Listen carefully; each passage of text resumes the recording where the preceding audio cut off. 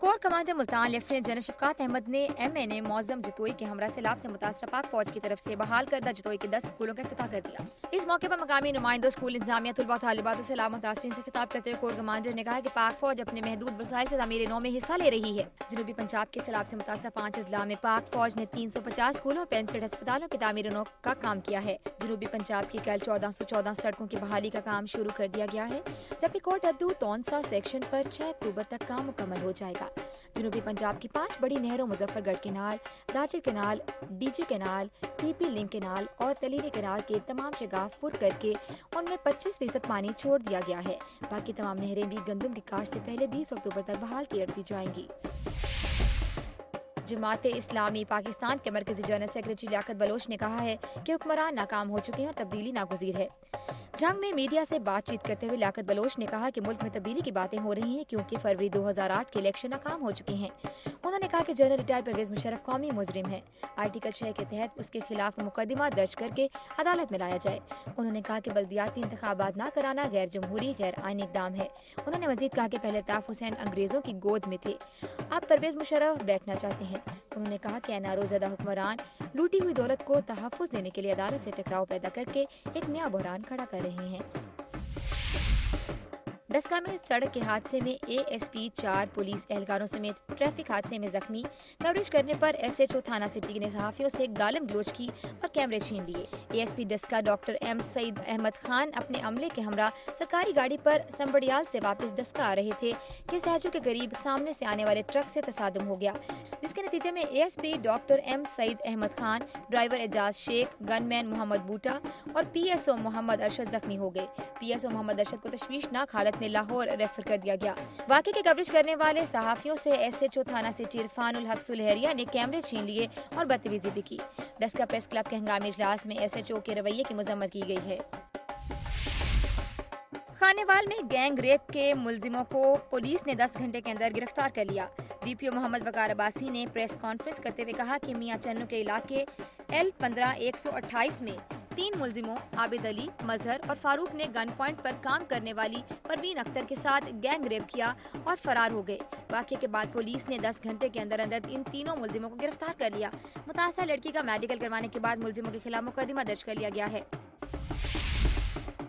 मुल्क भर की तरह विहाड़ी में भी गैर एलानिया लोड शेडिंग का सिलसिला शिद्दत इख्तियार कर गया है। कारोबार जिंदगी ठप होकर रह गए हैं और लोगों को शदीद परेशानी का सामना है। बिजली के 16 से 18 घंटे लोड शेडिंग के खिलाफ विहाड़ी में मरकजी अंजुमन ताजरान ने लोहा बाजार विहाड़ी में सदर अरशाद हुसैन भट्टी और जनरल सेक्रेटरी राव खलील अहमद की क़यादत में जबरदस्त एहतजाजी मुजाहरा किया। मुजाहिरीन ने क्लब रोड पर टायर जलाकर ट्रैफिक ब्लॉक कर दी। मुजाहिरीन ने लोड शेडिंग को जल्द खत्म करने का मुतालिबा करते हुए वापडा और हुकूमत के खिलाफ शदीद नारेबाजी की। मुकर्रिरीन ने मुतालिबा किया है कि विहाड़ी को D कैटेगरी से निकाल कर A कैटेगरी में शामिल किया जाए। गुजरांवाला में अंधाधुंध फायरिंग करके एक ही खानदान के 5 अफराद को कत्ल कर दिया गया। 3 शदीद जख्मी। मकतूलीन के वरसा ने मुलजिमों के घर को आग लगा दी। थाना आरोप के इलाके भंबोवाली में 2 साल कबल बाबा अल्लाह दत्ता कत्ल हो गया था। मुलजिमों ने हलीम मेहर, सलीम वगैरह के खिलाफ मुकदमा दर्ज कराया। तमाम पुलिस ने उन्हें बेगुनाह करार दे दिया। बाबा अल्लाह दत्ता के बेटों ने मुखालिफिन के डेरे पर जाकर अंधाधुंध फायरिंग कर दी, जिसके नतीजे में 2 भाई हलीम मेहर, सलीम मेहर, उनका वालिद रमजान, चचाजाद भाई मोहम्मद शरीफ और बहनोई मोहम्मद बूटा वाक़े पर ही हलाक हो गए, जबकि इब्राहिम, मोहम्मद सलीम और अब्दुल्ला जख्मी हैं। वक़्वा के बाद मकतूलीन के लवाहिकीन ने मुलजिमों के घर को आग लगा दी। रेस्क्यू 112 की इमदादी टीम पहुंची तो उसे भी तशद्दुद का निशाना बनाया गया।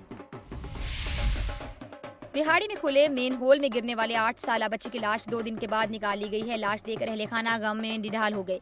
नवाई इलाके के शेख जावेद का 8 साला बेटा हशाम दूसरी जमात में पढ़ता था। 2 रोज पहले वो गर्ल्स कॉलेज के सामने ग्राउंड में खुले हुए मेन होल में गिर गया। बच्चे की तलाश के बाद उसके वालिद ने थाना दानेवाल में गुमशुदगी की रिपोर्ट दर्ज करा दी। इतवार को मेन होल की मरम्मत करते हुए मिस्त्री ने लाश देखकर पुलिस और रेस्क्यू 112 को इतला दी।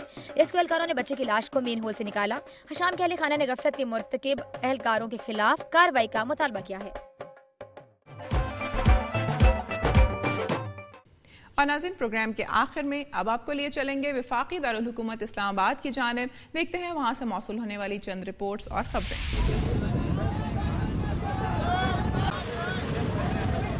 पुलिस के मुताबिक DHA फेज 2 के करीब मुसल्लह अफराद ने नेटो को तेल की सप्लाई ले जाने वाले टैंकर्स पर फायरिंग की और ऑयल टैंकर्स को आग लगा दी, जिससे भगदड़ मच गई और लोगों ने लेट कर अपनी जान बचाई। बस सोया हुआ पता नहीं गया कौन है और फायरिंग शुरू हो गया।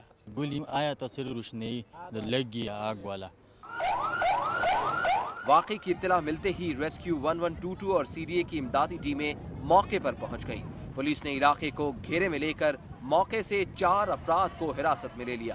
پولیس کا کہنا ہے کہ نیٹو کے کنٹریکٹر کو ایک روز پہلے ہی وہاں سے ہٹایا گیا تھا، لیکن وہ پھر آ گئے۔ ان کو ہم نے کل یہاں سے بگایا بھی تھا کہ جی یہ پلاٹ آپ لوگ خالی کرائیں، اس کے باوجود چونکہ موبلٹی بہت زیادہ ہے تو یہ جمع ہو گئے ہیں، ساتھ ہی ریفائنری ہے اور آبویسلی ان کو آئل چاہیے ہوگا۔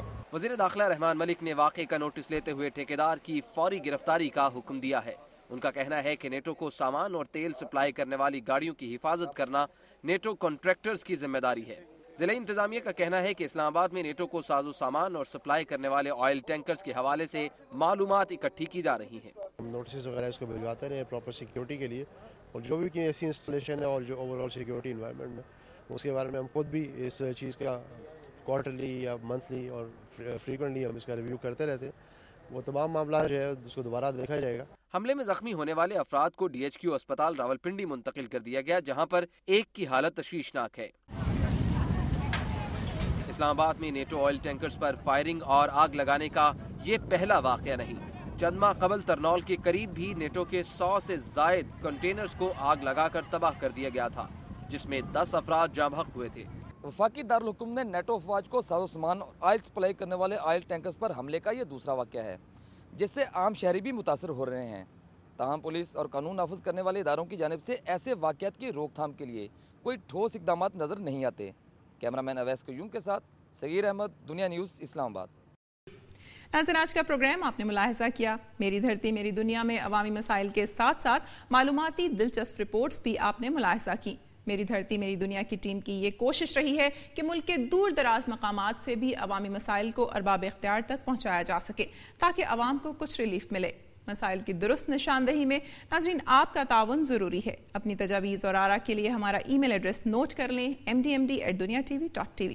پروگرام کا وقت ختم ہو رہا ہے، پھر حاضر ہوں گے عوامی مسائل کا جائزہ لیتی خبروں اور رپورٹس کے ساتھ۔ اپنی میزبان امینہ خان اور میری دھرتی میری دنیا کی ٹیم کو اجازت دیجیے۔ اپنا بہت خیال رکھیے گا۔ اللہ حافظ۔